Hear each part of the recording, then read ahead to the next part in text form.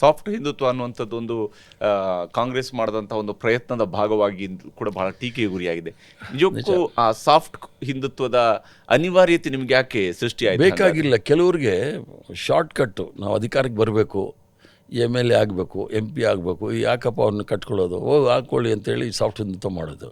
ಅದರಿಂದ ನಾವೇನಾದರೂ MLA MP ಸರ್ಕಾರ ಮಾಡೋದಿದ್ರೆ ಸಂವಿಧಾನದ ಚೌಕಟ್ಟಿನಲ್ಲಿ ಮಾಡಿದ್ದೀವಿ ವಿನಃ ಯಾವ ಹಿಂದೂ ಅಲ್ಲ.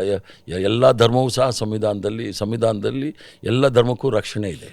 ಆದರೆ 2007ರಿಂದ 10 ವರ್ಷದ ನಂತರ 2017ರಲ್ಲಿ ಅದೇ ಗುಜರಾತ್ನಲ್ಲಿ ರಾಹುಲ್ ಗಾಂಧಿಯವರು ಮಾಡಿದ್ದು ಅದೇ ಸಾಫ್ಟ್ ಹಿಂದುತ್ವದ ಪ್ರದರ್ಶನಗಳನ್ನಲ್ವಾ? ಈಗ ನಮಗೇನಾಗುತ್ತೆ ಕೇಳಿ, ಸಾರ್ವಜನಿಕ ಜೀವನದಲ್ಲಿ ಇರ್ತೀವಿ, ಯಾವುದೋ ದೇವಸ್ಥಾನದ ಹತ್ರ ಹೋಗ್ತೀವಿ, ಸರ್ ಬನ್ನಿ ಸರ್ ಬರಲೇಬೇಕು ಸರ್ ಅಂತಾರೆ, ಹೋಗ್ತೀವಿ, ನಮಸ್ಕಾರ ಮಾಡ್ತೀವಿ.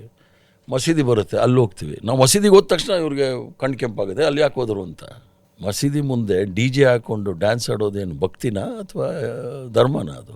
ಸೊ ಅವ್ರ ಇಂಟರ್ಪ್ರಿಟೇಷನ್ಗಳೇ ಬೇರೆ. ಜನಗಳನ್ನು ಭಾವನೆಗಳನ್ನು ಕೆರಳಿಸಿ ಹೇಗಾದರೂ ಮಾಡಬೇಕು. ಬಟ್ ಅವತ್ತು ಗುಜರಾತನ್ನ ಗೆದ್ದಿರ್ತಿದ್ರೆ ಈ ಸಾಫ್ಟ್ ಹಿಂದುತ್ವದ ವಿಚಾರದಲ್ಲಿ ಇನ್ನಷ್ಟು ಮುಂದುವರಿತಿದ್ರ ನೀವು? ನಾನು ಅದು ಹೇಳ್ತಾ ಇಲ್ಲ. ಗುಜರಾತ್ ರಯಟ್ ಆಯಿತು ನೋಡಿ, ಆಗ ಕೆಲವರು ಬೇಡ ಆ್ಯಕ್ಷನ್ ತಗೊಳ್ಳೋದು, ಆಗ ಇವರಿಬ್ಬರನ್ನು ಜೈಲಿಗೆ ಹಾಕ್ಬಿಟ್ಟಿದ್ರೆ ನರೇಂದ್ರ ಮೋದಿನ ಅಮಿತ್ ಶಾಗ ಏನೂ ಆಗ್ತಾ ಇರಲಿಲ್ಲ, ಎಲ್ಲ ಸರಿ ಹೋಗೋದು. ನಾವು ಭಾಳ ಡೆಮೊಕ್ರಾಟಿಕ್ ಆಗ್ಬಿಟ್ವಿ. ಇಲ್ಲೆಲ್ಲ ಪ್ರಜಾಪ್ರಭುತ್ವದಲ್ಲಿ ಇರೋರು ನಾವು ಸಾಂವಿಧಾನಿಕ ಪದವಿಗಳಿಗೆಲ್ಲ ಗೌರವ ಕೊಡಬೇಕು ಅಂತ ಸಾಫ್ಟ್ ಆದ್ರೆ ನೋಡಿ, ಅದಕ್ಕೆ ನಾವೆಲ್ಲ ಅನುಭವಿಸ್ತಾ ಇರೋದು, ಬೇರೆ ಏನೂ ಅಲ್ಲ. ರಾಹುಲ್ ಗಾಂಧಿ ಅವರು ಕೂಡ ನಾನು ಜನಿವಾರಧಾರಿ ಅಥವಾ ನನ್ನ ದತ್ತಾತ್ರೇಯ ಗೋತ್ರ ಈ ವಿಚಾರದಲ್ಲೆಲ್ಲ ಯಾಕೆ ಬಂತು ಹಾಗಾದ್ರೆ? ಇದೆಲ್ಲವೂ ಕೂಡ ಕಾಂಗ್ರೆಸ್ ಮಾಡಿದಂಥ ಸಾಫ್ಟ್ ಹಿಂದುತ್ವದ ಪ್ರಯತ್ನಗಳಲ್ವಾ? ಇದೆಲ್ಲ ವಿಫಲ ಆದ್ಮೇಲೆ ಈಗ ಸಂವಿಧಾನದ ಪುಸ್ತಕವನ್ನು ಹಿಡ್ಕೊಂಡು ಅಲ್ಲಿ ಓಡಾಡ್ತಿದ್ದೀರಿ. ಉಸ್ತುವಾರಿ ವಹಿಸಿರ್ತಾರೆ ನೋಡಿ, ಅವ್ರುಗಳಿರ್ತಾರೆ. ನಮ್ಮ ಪಾರ್ಟಿನಲ್ಲಿ ಕಾಂಗ್ರೆಸ್ ಅಂದರೆ ಕಾಂಗ್ರಿಗೇಷನ್ ಆಫ್ ಪೀಪಲ್, ಎಲ್ಲ ಥರದವರು ಇದ್ದಾರೆ. ಕಮ್ಯುನಲ್ ಅವರು ಇದ್ದಾರೆ, ಕಾಸ್ಟಿಸ್ಟ್ ಇದ್ದಾರೆ, ಸೆಕ್ಯುಲರ್ ಇದ್ದಾರೆ, ಡೆಮೊಕ್ರಾಟಿಕ್ ಇದ್ದಾರೆ, ಸೋಷಲಿಸ್ಟ್ ಇದ್ದಾರೆ. ಎಲ್ಲ ಬಣ್ಣವು ನಮ್ಮ ಪಾರ್ಟಿನಲ್ಲಿದೆ. ಅಲ್ಲಿ ಇನ್ಚಾರ್ಜ್ ಇದ್ದವರು ಹಿಂಗೆ ಹೇಳ್ಕೊಟ್ಬಿಡ್ತಾರೆ, ಹಿಂಗೆ ಮಾಡಿದ್ರೆ ಹಿಂಗೆ ಆಗೋಗ್ಬಿಡುತ್ತೆ ಅಂತ. ಅದು ಮಧ್ಯಪ್ರದೇಶಲ್ಲಿ ಆಗಿದ್ದು. ಹೌದು, ಮಧ್ಯಪ್ರದೇಶದಲ್ಲಿ 2 ಜಾತಿ ಮಧ್ಯೆ ವೈಷಮ್ಯ ಇಲ್ಲ ಅಷ್ಟೇ, ಬೇರೇನೂ ರಾಜಕಾರಣ ಇಲ್ಲ.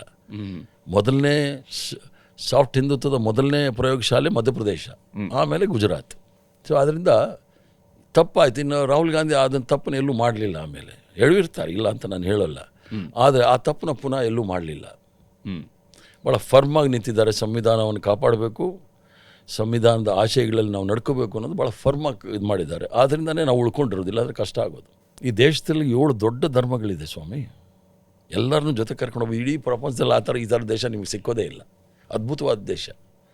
ಹಿಂದೂ ಧರ್ಮ, ಕ್ರೈಸ್ತ ಧರ್ಮ, ಇಸ್ಲಾಂ ಧರ್ಮ, ಬೌದ್ಧ ಧರ್ಮ, ಜೈನ್ ಧರ್ಮ, ಜೊರಾಸ್ಟ್ರಿಯನ್ ಧರ್ಮ, ಸಿಖ್ ಧರ್ಮ, ಎಲ್ಲರೂ ಸಹ ಅನ್ಯೋನ್ಯವಾಗಿ ಬಾಳ್ತಕ್ಕಂಥದ್ದು ನೋಡಿದಾಗ ಇನ್ಯಾವುದೇ ದೇಶದಲ್ಲಿ ಸಿಕ್ಕಲ್ಲ. ನೋಡ್ತಾ ಇದ್ದೀರಲ್ಲ ನೀವು, ಮಿಡ್ಲ್ ಈಸ್ಟಲ್ಲಿ ಏನಾಗುತ್ತೆ, ಅನ್ಯೋನ್ಯವಾಗಿ ಬಾಳೋದನ್ನು ಹಾಳು ಮಾಡ್ತಾ ಇದ್ದಾರಲ್ಲ ಇವರು.